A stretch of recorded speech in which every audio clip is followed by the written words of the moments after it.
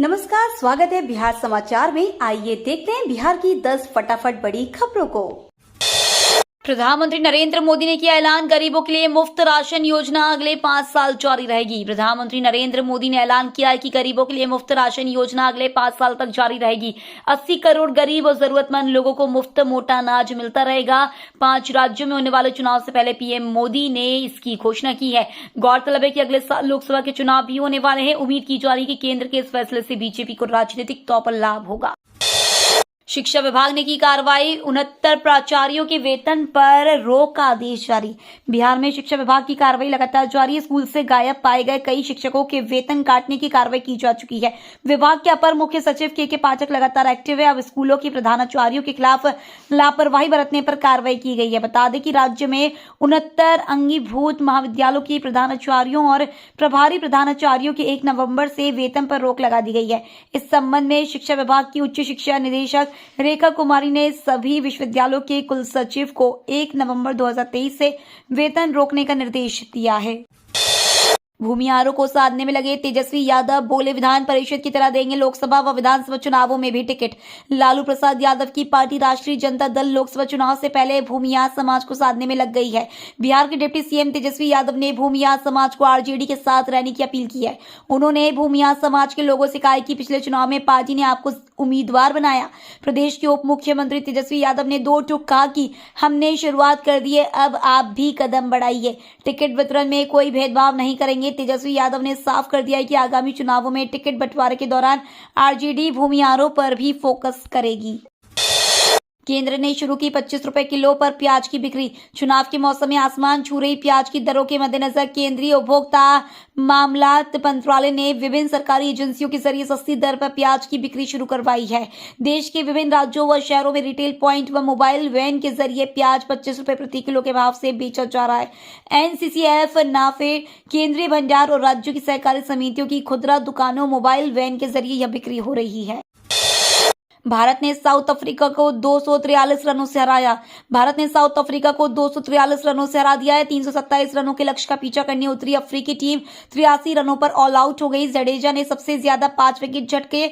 इसके अलावा शमियों कुलदीप को 2-2 जबकि 1 विकेट सिराज के नाम रहा। सड़क दुर्घटना को रोकने के लिए बिहार में 100 अतिरिक्त चेक पोस्ट का निर्माण होगा। बिहार में रोजाना सड़क हादसे की खबरें आती हैं। इसी बीच 100 चेक पोस्ट का निर्माण होगा।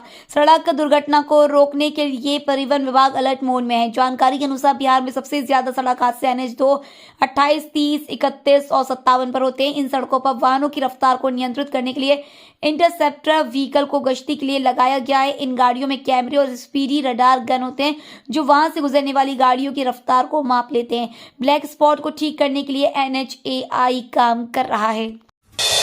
बिहार में पोस्टर लगाकर तेजस्वी को सीएम बनाने की मांग हुआ तेज।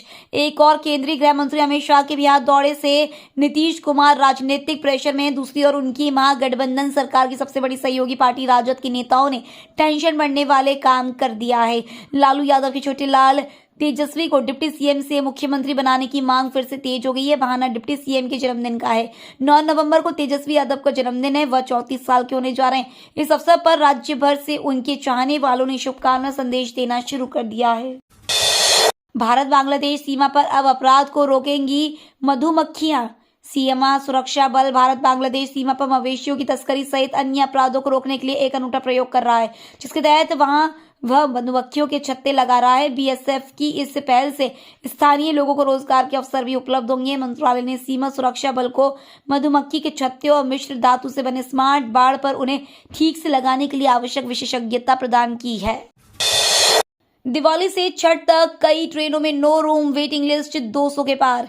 दिवाली और छठ पर घर जाने वाले रेल यात्रियों को तगड़ा झटका लग सकता है। यूपी और बिहार जाने वाली कई ट्रेनों में अभी से मारामारी शुरू हो गई। ट्रेनों में रिजर्वेशन का हाल यह है कि त्योहारों वाली चुनिंदा तारीखों पर ट्रेनों में जगह ही मिलनी मुश्किल है। दिवाली से छठ पूजा तक उत्तर मध्य रेलवे की 32 ट्रेनों की प्रतीक्षा सूची 200 के पार पहुंच गई है। मतलब दिवाली पर इन ट्रेनों में सफर करने की उम्मीद लगाए हैं तो कोई और रास्ता तलाशना शुरू कर दे। ज्यादातर अहम ट्रेनों में बुकिंग अभी से फुल है। हालात यह है कि 9 नवंबर से 18 नवंबर तक 15 से अधिक ट्रेनों में अभी से नो रूम के हालात हैं। मुजफ्फरपुर की रैली में लालू नीतीश पर बरसे शाह, जातीय सर्वे को बताया छलावा।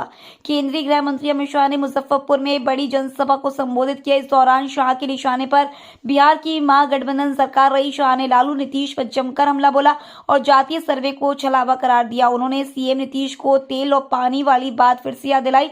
शाह ने अपने भाषण में कहा कि नीतीश कुमार ने प्रधानमंत्री बनने के लिए बीजेपी का साथ छोड़ा, मगर उन्हें पीएम उम्मीदवार तो छोड़ो, विपक्षी नेताओं के इंडिया गठबंधन का संयोजक तक नहीं बनाया गया।